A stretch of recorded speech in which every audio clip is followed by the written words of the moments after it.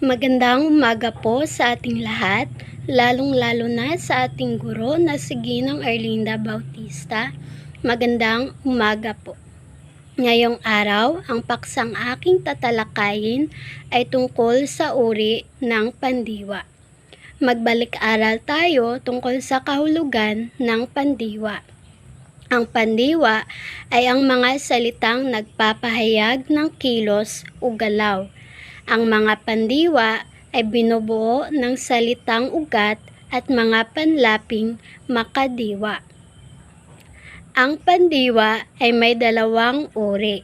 Ito ay ang pandiwang katawanin at pandiwang palipat. Una ay ang pandiwang katawanin.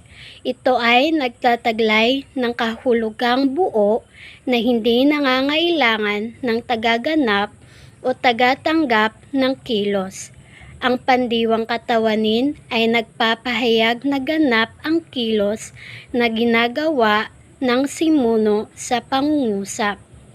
Hindi na ito nangangailangan ng tuwirang panlayon. Halimbawa, umalis na ang panauhin. Lumipad sa himpapawid ang mga ibon. Ang mga panauhin ay pumunta sa ilog. Ang mga pandiwang umalis, lumipad, at pumunta sa pangungusap ay mga pandiwang katawanin na buo ang diwang ipinapahayag sa pangungusap na hindi nangangailangan ng tuwirang layon. Iba pang halimbawa nito ay ang mag-anak ay nagdarasal ng sabay-sabay. Ang salitang nagdarasal ang katawanin na pandiwa at ang mga salitang ang mag-anak ang simuno sa pangungusap. Nagkokwentuhan ang magkakaibigan sa labas ng silid-aralan. Ang salitang nagkokwentuhan ay ang katawanin na pandiwa at ang mga salitang ang magkakaibigan ang simuno sa pangungusap. Ang pangalawang uri ng pandiwa ay ang pandiwang palipat. Ang mga pandiwang palipat ay nagtataglay ng kilos at nangangailangan ng tuwirang layon. Ang tuwirang layon ay pinangungunahan ng pang-ukol na sa, ukay at layon na maaaring pangalan o panghalip na karaniwan. Ang mga salitang ng, mga, kay, at kina ang kadalasang tuwirang panlayon na ginagamit sa ganitong uri ng pandiwa. Halimbawa, ang magsasaka ay nagtatanim ng mga gulay. Siya ay kumata ng isang kwento. Sumusuri siya ng isang payak na pangungusap. Ang mga pandiwang may salungguhit sa pangungusap ay mga pandiwang palipat na may tuwirang layon na siyang bubuo sa diwa ng pandiwa. Ang mga pandiwang palipat sa pangungusap ay nagtanim, ay kumatha, sumusuri, ay mga tuwirang layon na bumubuo sa diwa ng pandiwa. Ang tuwirang layon sa tatlong pangungusap ay ng gulay, ng kwento, at na pangungusap. Iba pang halimbawa nito ay nagpadala ng mga damit at tsokolate ang ama ni Abby mula sa Saudi Arabia. Ang salitang nagpadala ay ang palipat na pandiwa at ang mga salitang ng mga damit at tsokolate ang tinutukoy ng pandiwa sa pangungusap. Halimbawa pa nito ay papunta kina Aling Sesa ang kolektor ng pautang. Ang salitang papunta ay ang palipat na pandiwa at ang mga salitang kina Aling Sesa ang tinutukoy ng pandiwa sa pangungusap.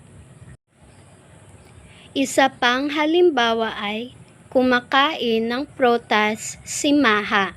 Ang salitang kumakain ay ang palipat na pandiwa at ang mga salitang ng prutas ang tinutukoy ng pandiwa sa pangungusap.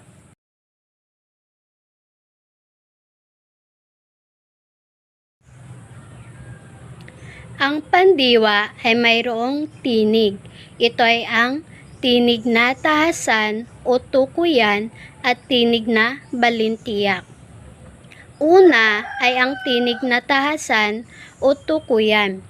Sa mga pandiwang nasa tinig na tahasan, ang paksa ng pangungusap ang tagaganap ng kilos na sinasabi ng pandiwa at may layong tagatanggap ng kilos na tinatawag na tuwirang layon.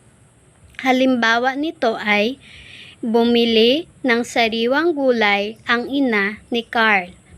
Bumabalangkas ng isang talata si Cesar. Ang bata ay nagpalit ng damit.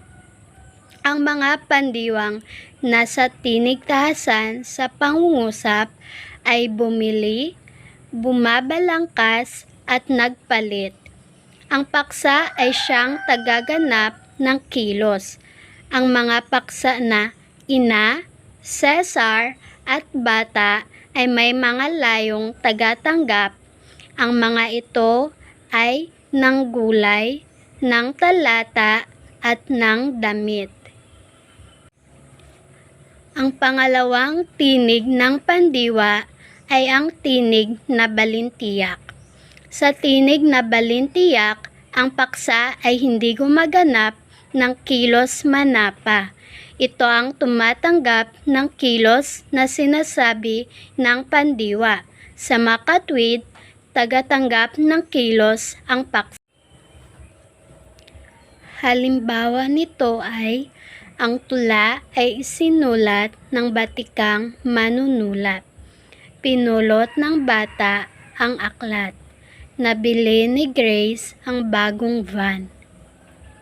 Ang mga pandiwa sa pangungusap ay nasa tinig na balintiyak.